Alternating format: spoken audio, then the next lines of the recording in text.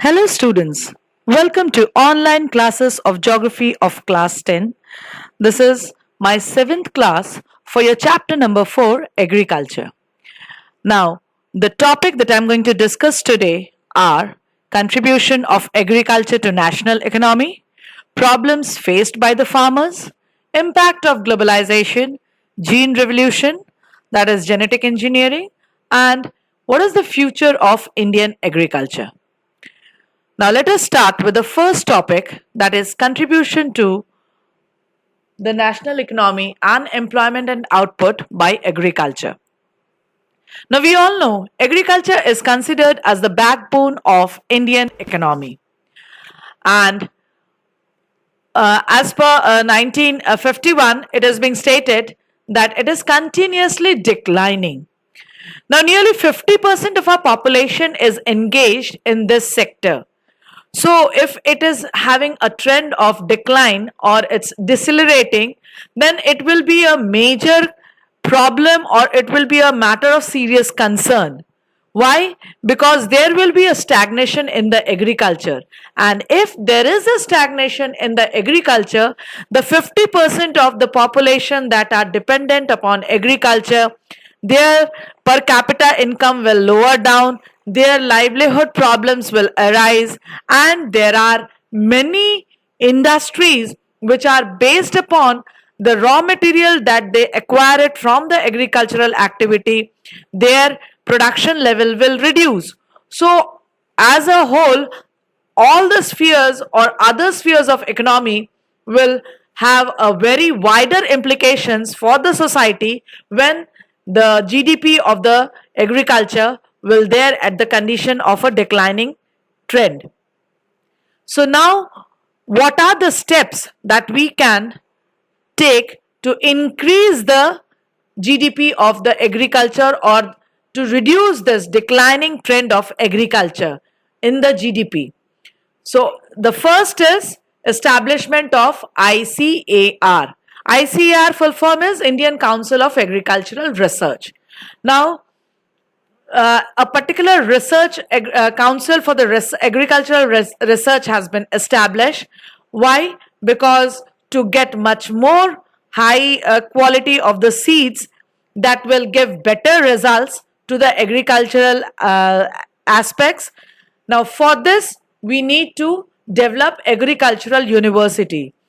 The more number of students to be encouraged, to be motivated to join the agricultural stream so that they can enrich the activity by giving their all that is giving their various views, various research work so that they can increase the level of agriculture. Now, as we all know that our agriculture is basically animal based, means the farm operation is done with the help of the cattle or the animals. So veterinary services and the breeding centers should be developed so that continuously there should be a healthcare checkup for all the animals that is being used for the farm operations, and new breeds should be developed or should be new breeding should be there so that if there is any shortcomings for the farm operations, then obviously there will be no lagging in terms of that veterinary services. Next, it is horticulture development. Now, horticulture means the growth of vegetables and fruits, and these are considered as a high value crops. Now, when these high value crops are being grown simultaneously along with the food grains are basically subsistent in nature, that is consumed by the consumers, means for the self consumptions, and horticulture crops, which is not a subsistent in nature, rather it is a commercial part, that means it is profit oriented, and as it is perishable, it is having high value in terms of monetary values. So as a result, if there is a horticulture development, then agriculture will able to earn more in terms of food grain, rather in terms of food grain compared to that horticulture crops. Now next, it is in the research and development in the field of meteorology and weather forecast. Now if we can do the weather forecasting, or if we are having the techniques of weather forecasting, and we are able to follow that, then obviously we can inform the farmers about the upcoming weather conditions so that they can select the crops according to the weather conditions. If it is there that there will be shortage of rainfall, they can move to the drought resistant crops, and if it is that there will be excessive rainfall, then they can move for the water intensive crops. So in this way, many priorities can be given so that we can improve the present condition of Indian agriculture, and we can increase the share of agriculture in the GDP. Now let us see the data, that what are the sectors we are having. We are having basically the three sectors, that is agriculture, industry, services. These three sectors are there, and continuously in the NCRT it is given the data. For agriculture it's 1.1, for industry it is given 7.3, and in services it is 9.2. It is data as per 2015-16, and it is in the targeted year, the target data that is given for these three sectors. It is there for 4.2 for agriculture, 10.9 for industry, and 10 for the services. Now you can see that industry and services, they are contributing large to the GDP, but continuously there is a declining share. But if we see from 10th 5-year plan to the 11th 5-year plan, bit increase is there, but with parity of industry and services, the contribution is very less compared to the number of people engaged in that sector, which is nearly more than 50%. It is about 52% of the people are directly engaged with agricultural sector, and rest 50 is distributed among industry and services. So by seeing the rate of employment, the percentage of the GDP share to of agriculture is comparatively far less than that of industry and services. Now, what is the reason behind it? What is the reason behind it? Because farmers are facing lots of problems. And what are the problems that they are facing? Now, as they are facing, the GDP rate in the country is though increasing, but it is not generating sufficient employment opportunities in the country. Now, why it is so? Because now it is the era of technological revolution. Maximum work is done by the machinery. So, when a person can do a person can do a single work, and its labor productivity, obviously that work is being grabbed by a machine, and not only that, it is just grabbing out the employment opportunities. Just for an instant, I'm explaining this as an example, that when a 10 person can do a work, over there a machinery is doing the work for 100 people. So obviously it is reducing the employment opportunities. But when they are using the technology, the production is increasing production is increasing at a high level, and as a result the GDP rate is also increasing. But with pair to that, employment opportunities are not increasing. That is the reason that growth in agriculture is decelerating. Now next, Indian farmers are facing a big challenge from international market. Now why? Because our agriculture is subsistent in nature, and international market means the other agriculture which is being practiced in different parts of the world, they are commercialized in nature, they are mechanized in nature. So due to this reason, when it is basically for the subsistent purpose, the quantity production is there, but not surplus production, neither quality production. That is why they are facing big challenge. Now next, it is government is going ahead with a reduction in the public investment in agricultural sector. Now public investment is government is going ahead with the reduction, means they are reducing the public investment in agricultural sector. Why? Because they are investing more in the secondary and the tertiary sector. That means manufacturing sector, industrial sector, because they are getting much more from their GDP to increase the that is the national income or the gross domestic product of the nation. Now, subsidy on fertilizer is decreased, leading to increase in cost of production. Now, as public investment for the agriculture is reduced, so obviously the low rate availability of the fertilizer is reduced. That means subsidy is being reduced. And when the subsidy is reduced, obviously when the farmers are buying it, they are increasing their cost of production is increased. Reduction in import duties on agricultural products have proved harmful to agriculture in the country.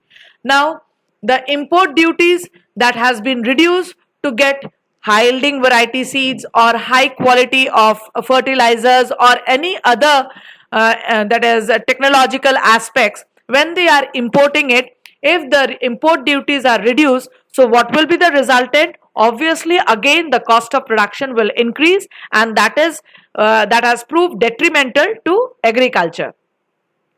And because of all these reasons, there are many farmers, they are withdrawing their investment from agriculture, causing a downfall in the employment in agriculture. They are not now lending their land for agricultural aspect, rather they are giving the land for industrial purpose, from where in return they are getting much more wages.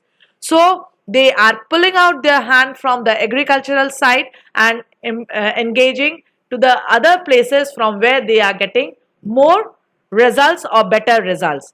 So you can see the picture where there are many farmers, those who were compelled because of these reasons to commit suicide, because after such a huge investment they are not getting success in that respect, and that is why now farmers are from agricultural side, they are moving to the tertiary and the industrial aspect.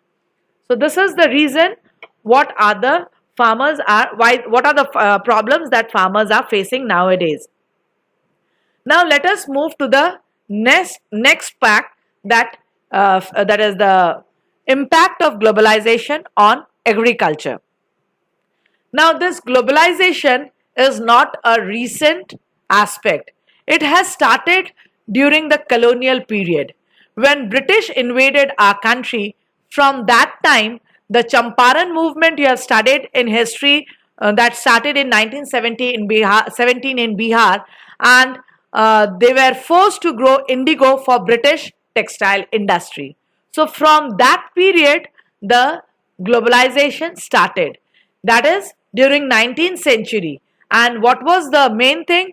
That they were compelled to grow the products that used to that was for their own benefit. And during that period, they were forced to produce indigo. They were forced to produce spices that was basically for the exporting purpose from India. And this was the beginning of the globalization on agriculture. Now, when the new industrial policy, which was initiated in the year 1991, from there actually the impact of globalization started at a high rate, means it reached to a higher level. Indian farmers have been exposed to new challenges after that, and though India being a producer of rice, cotton, means the important producer of rice, cotton, rubber, tea, coffee, jute and spices, now at present our agricultural products are unable to compete with the developed countries because the highly subsidized agriculture in those countries. Over there, the agriculture is highly developed countries due to the highly subsidized agriculture in those countries. Why? Because over there now agriculture is mechanized, it is being subsidized by the government, but in our country now government is removing all the subsidies from the agricultural sector and increasing the cost of production. So that is the reason, though we are the important or the leading producer, but we are unable to compete in the international market. Now let us move to the next aspect of the globalization, that is gene revolution. Now gene revolution means basically it is related to the genetic engineering. Now in the year 1960, the one aspect that has started to increase that is the cultivation of the food grain, it was green revolution. And today's keyword is gene revolution, which includes genetic engineering. Now, what is this genetic engineering? It is also termed as genetic modification or genetic manipulation. And genetic manipulation means the direct manipulation of an organism using genes by using some sort of biotechnology. So, the present keyword for the agriculture of Indian agriculture is gene revolution, means organic farming. Now, organic farming means to reduce the dependency on the chemical fertilizers and pesticides. Why? Because the environment is totally damaged due to the excessive use of chemical fertilizers and pesticides, and it has caused lots of land degradation, and this was basically started from the period of 1960s, that is green revolution. So now if we start genetic engineering or gene revolution, so what is it? We have to continue the growing of the food grains, and our size of land holdings are too small compared to the large population. So if we are unable to fulfill our demand of food grains, that means we have to import it again from the foreign countries. And if we want to change our cropping pattern from cereals to high value crops, then what will be the resultant with the food grains? And if we are not, then we have to face the consequences of the environmental degradation. So now India stands, what is the present condition of Indian agriculture? Now the present condition is India is at the crossroad. We term it as a crossroad. Now before going to this, let me just say something important about agriculture. Now hopefully you all know who was George Washington. According to him, he said, I would rather be on my farm than be emperor of the world. So this indicates he was a president. Hopefully you know he was the first president of US, and he quoted that he used to love to be on farm. That means to be attached with the agricultural activity rather than to be an emperor of the world. So this was so very important. Agricultural activity was so very important for him. Now we can see the present condition of Indian agriculture or the future of the Indian agriculture, that India is having a bleak future because we have to change our cropping pattern. Our cropping pattern presently it is of the cereals, and now we have to shift to the high values. So when we have to shift from the cereals to high value, then obviously there will be a big question, then how to fulfill the demand of the food grains, which is so very large, to fulfill the demands of the second populous country of the world. And if we are not shifting from cereals to high value crops, then how we will increase the income and how we will reduce the environmental degradation? And if we are not able to increase our income, then what will be the result? Continuously there will be a declining trend of the GDP of agricultural sector. They are that means we have to go for the horticulture crops. Biodiesel crops require less irrigation. Now if it requires less irrigation, so we can prevent the land, because the soil will not get salinized or alkalized, and as a result we can reduce the soil erosion or the land degradation.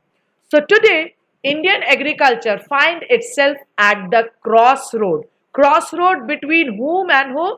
Between green revolution and between gene revolution. Green revolution has promised high productivity but causing land degradation, and whereas gene revolution does not affect environment in a negative manner, but green revolution is for the food grain and gene revolution is basically for the horticulture crops, for the biodiesel crops. So India's future is at the crossroad to follow whom, to follow which strategy, green revolution or gene revolution.